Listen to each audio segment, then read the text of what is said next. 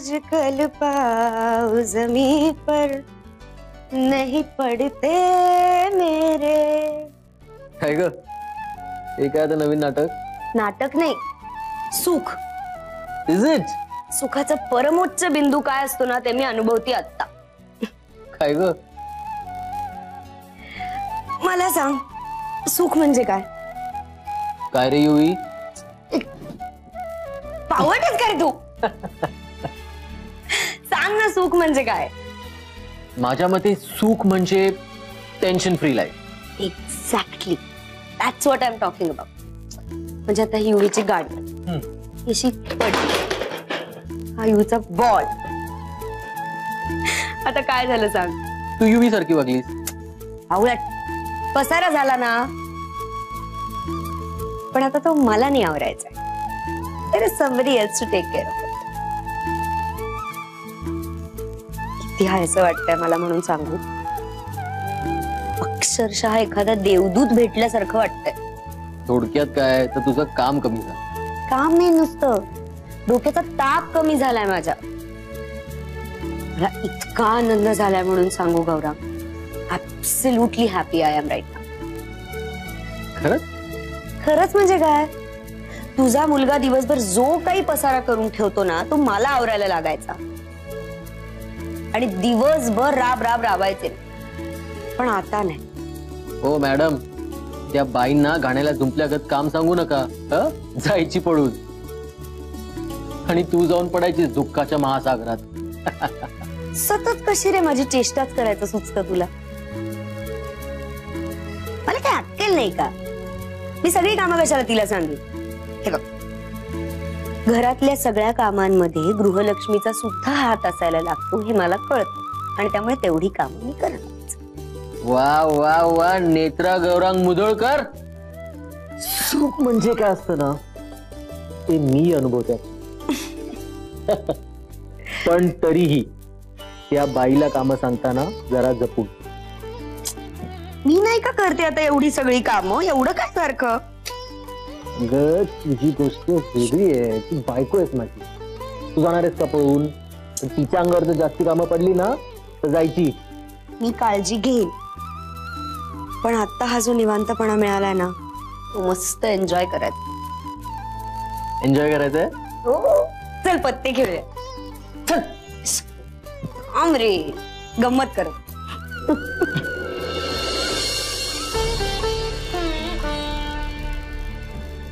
लहानपणी तू झोपायची नाहीस ना, रडायचीस कधी कधी. तेव्हा तुझा बाबा तुझ्यासाठी गाणं म्हणायचं, मग झोपायचीस तू शांतपणे.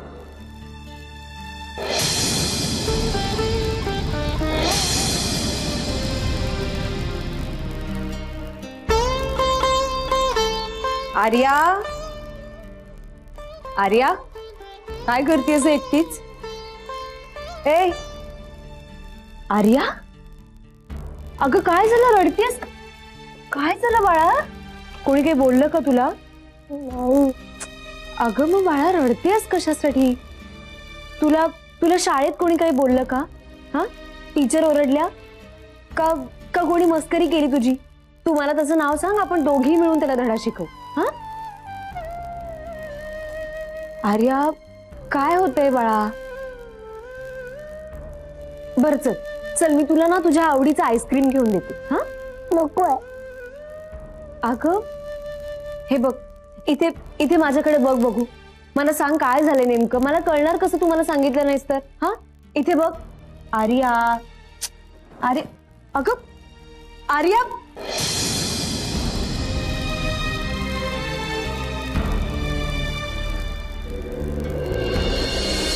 अहो होईल हो तुमचं काम. किती वेळा सांगायचं? जरा पैशाचा बघा, खूप खर्च होतोय माझा आणि घेतली ना मी जबाबदारी, मग होणार तुमचं काम. काळजी करू नका तुम्ही.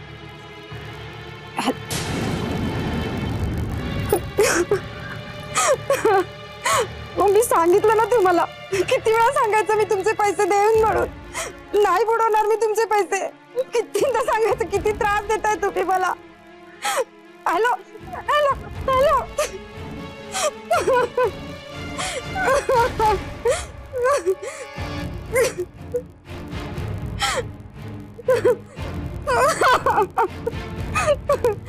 काय करायचं काहीच कळत नाही. मेला सावकाराने माझी जमीन हडप केली आहे आणि आता राहता घर हडप करतोय तो. मला तर जीव नको झालाय माझा.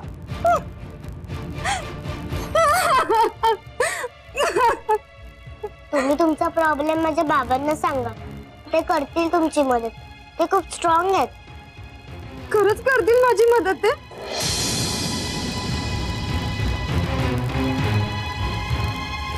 पण बाबा नक्की मदत करतील ना?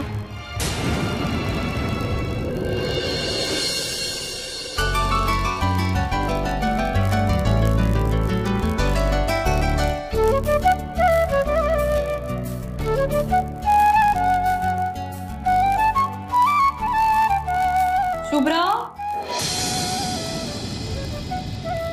शुभ्रा, अगं काय?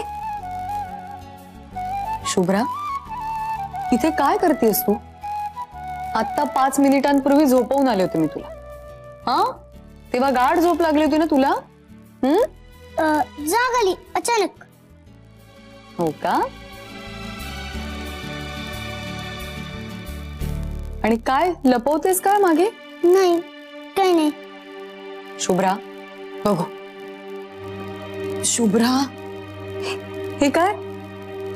फोन कशाला लपवलास मागे? लपत नाहीये. हॉस्पिटल खेळते. हॉस्पिटल? हो, ती एक नर्स असते. ती सारखी डॉक्टरला विचारत असते की त्या पेशंटला गोळी देऊ की इंजेक्शन देऊ. शुभ्रा, मी तुला सांगितलं ना, हॉस्पिटलचं नाव आता आपल्या घरात अजिबात काढायचं नाही. ओके? जा आतमध्ये जाऊन पड, मी सूप आणते तुझ्यासाठी. आई, मला कंटाळा आलाय. तू मला बाहेर पण खेळू देत नाहीस आणि घरात पण खेळू देत नाहीस. खूप बोर होतं. हे बघ, तू बरी झालीस ना की खूप खेळ, पण आता आराम करायचा बाळा. जा आज जा. त्यापेक्षा तू तुझा मोबाईल दे. मी रूम मध्ये बसून सबवे सर्फ खेळते. अगं, माझ्याकडे तो गेम नाहीये बाळा. मग मी डाउनलोड करते ना. शुभ्रा, मी काय सांगितलं कळलं ना तुला? आणि मी तुला 1000 वेळा सांगितलंय की मोबाईलवर गेम खेळायचे नाही. डोळे खराब होतात अशाने. जा आज जा. आज जाऊन पड, मी सूप आणते तुझ्यासाठी.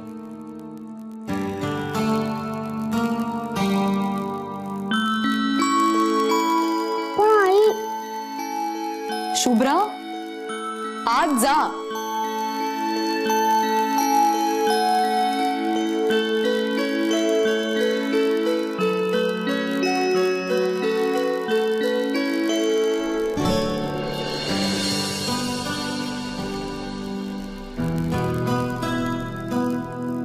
दादा, काय अजून इथेच? रात्रीचा स्वयंपाक आज नवरा करणार आहे का घरी? तुझ्याशी जरा बोलायचं होतं म्हणून थांबले. बोल. दादा, तुझं आर्याशी काही बोलणं झालं का रे? आर्याशी बोलणं? नाही म्हणजे तू काही बोललास का तिला? की परवा तुझ्याबरोबर फिरायला जाता आलं नाही म्हणून अजूनही नाराज आहे ती? नाही, त्याच्यावर ती तेव्हाही नाराज नव्हती. दादा, मी इतकं हिरमुसलेला आर्याला आजपर्यंत कधीच बघितलं नाही. आज तर रूम मध्ये एकटीच रडत बसली होती ती. काय? हो, मी तिला विचारलं सुद्धा की काय झालं, घरात कोणी काही बोललं का, शाळेत काही झालं का, तर काहीच बोलायला तयार नाही. अशीच रूम मधनं निघून गेली. ना म्हणजे कसं ना मंजुषा, गेल्या 4-5 दिवसात मलाही तिच्याकडे नीट बघायला वेळच नाही मिळालाय. सतत माझ्या मुंबईच्या वाऱ्या सुरू आहेत आणि दादा, तरी तू बोल तिच्याशी. तुला माहिती आहे आर्या किती सेन्सिटिव्ह आहे. आपण विचारलं तर ती काही सांगणार सुद्धा नाही आणि स्वतःहूनही काही बोलणार नाही. पण तू बोल. निदान काय घडलंय हे तरी आपल्याला कळायला हवं. या नाही, मलाही हे जाणवतंय की अलीकडे खूप अबोल झाले ते. घरात आहे की नाही कळतही नाही, तिचा आवाज नसतो. आपापलं होमवर्क करते, जेवते, झोपते. गोष्टीसाठी हट्ट नाही, गाण्यासाठी हट्ट नाही, खेळण्याचा हट्ट नाही. मी बोलतो तिच्याशी. आय अंडरस्टँड दादा, पण तू फार उशीर करू नकोस. लवकरात लवकर तिच्याशी बोलून तिच्या मनात नेमका काय गोंधळ चाललाय तो समजून घे. Good night. बाय.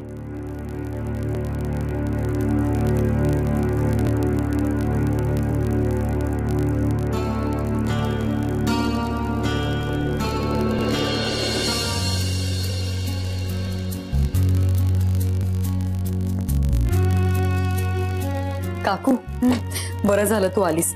ऐक ना, मी बाकीचं सगळं आवरलंय, फक्त ओटा आवरायचा राहिलाय.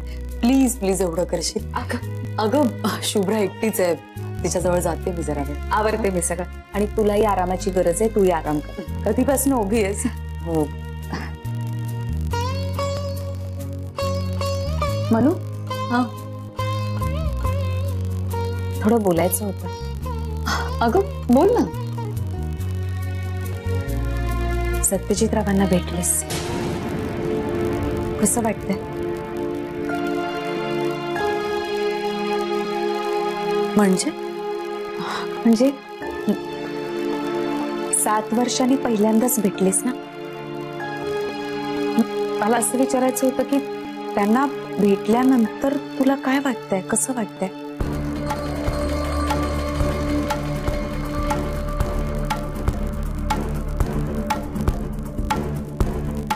सांगायचं नसेल तर नको सांगूस. मी आपलं सहजच विचारलं. अगं नाही, तसं काही नाही. म्हणजे फार वेगळं नाही वाटलं. एखादी अनोळखी व्यक्ती भेटल्यावर कसं वाटेल तसंच वाटलं. फार काही इमोशनल वगैरे पण नाही झाले मी, स्टेबल होते. भरून वगैरे अजिबात नाही आलं मला.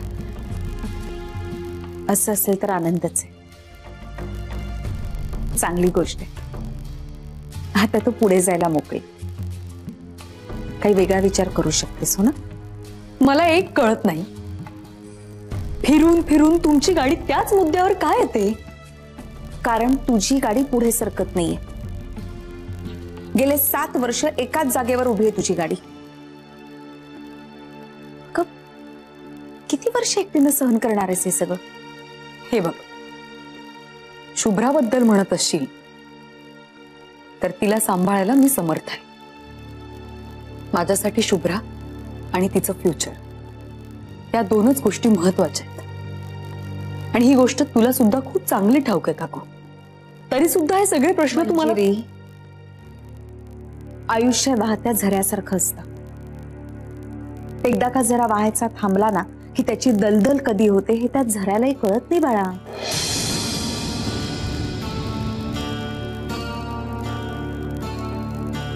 मला विचारशील तर या सगळ्याचा विचारच करत नाही.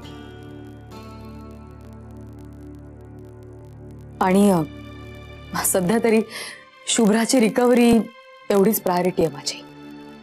बाकी सगळ्या गोष्टींकडे लक्ष देत नाही.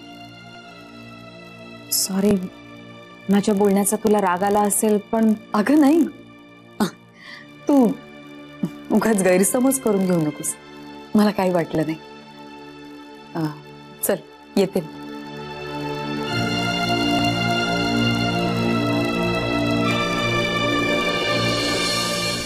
स्वामी, काय झालंय माझ्या कमरेच? रातच्याला झोपी एक झाली. पणजी, काय ग? मी तुझ्याजवळ झोपू? माझ्याकडं कशाला ग? बाबा आला नाही अजून?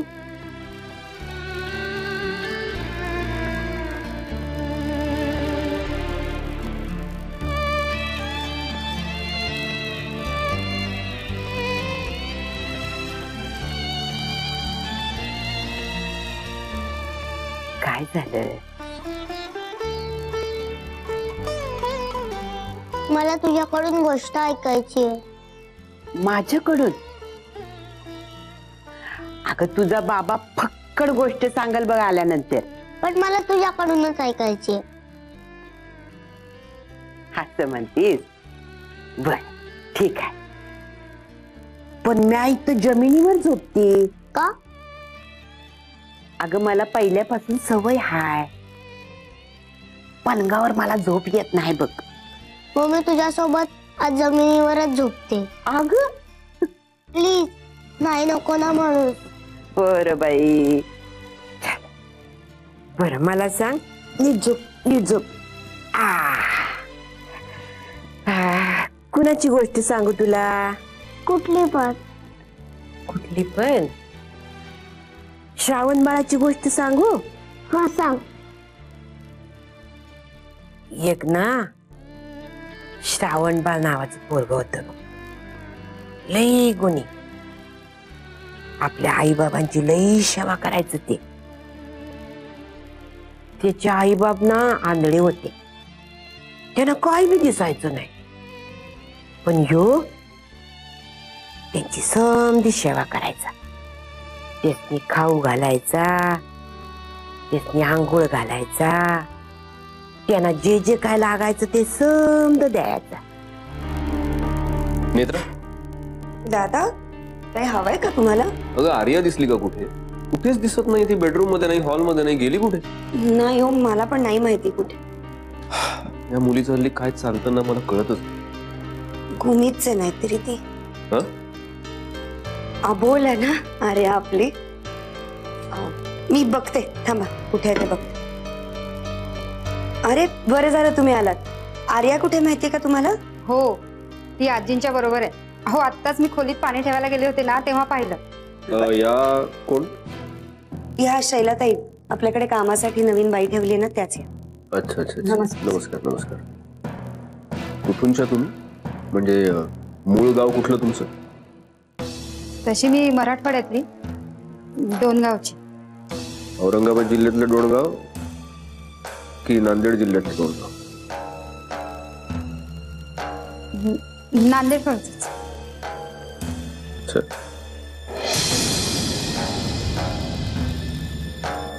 तुमचा नवरा म्हणे जेलमध्ये असतो? होय साहेब. कुठल्या? तिकडच्याच. ते आपलं औरंगाबादच्या.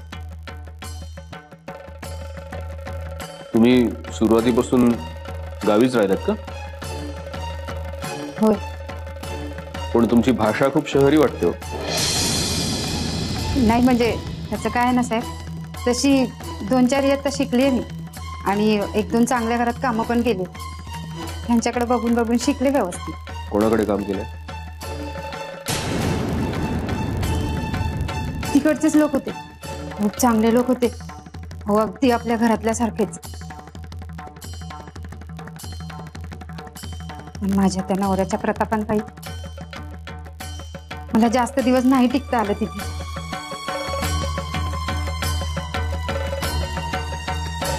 आर्या आजीजवळच आहे ना? होय साहेब, आत्ताच बघितलं मी. Good night. Good night. कामं झाली आहेत सगळी, तुम्ही पण झोपा.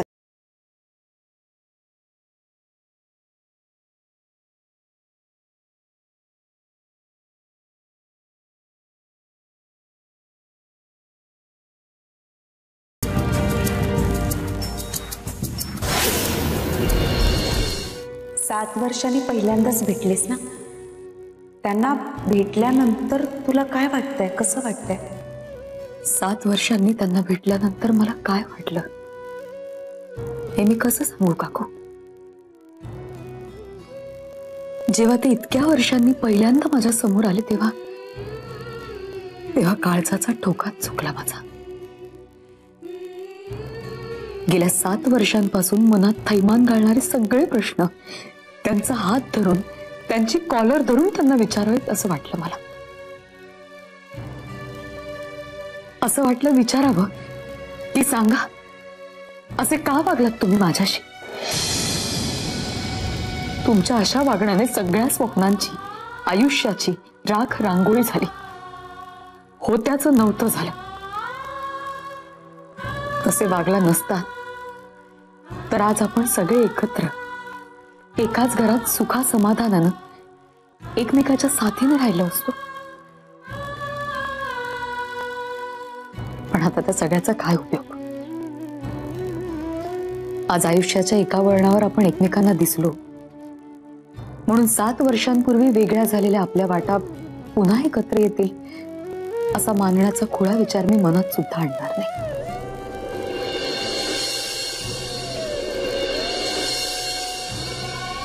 नको. त्या यातनांचा स्पर्श मनाला व्हायलाच नको आता.